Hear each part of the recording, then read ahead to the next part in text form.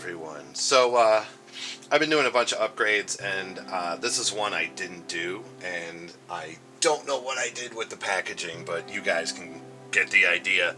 So I got just LED strip lights, and I went all the way around the back of my machine,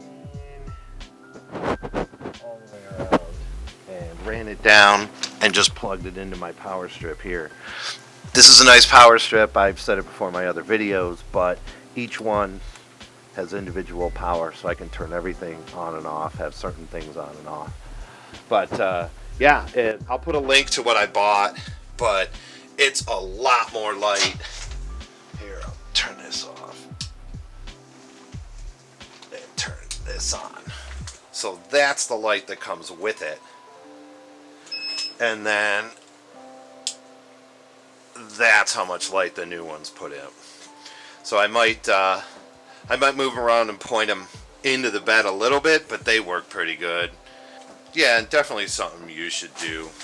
So just another idea. Thanks for watching, guys. See my other videos. Thanks for coming.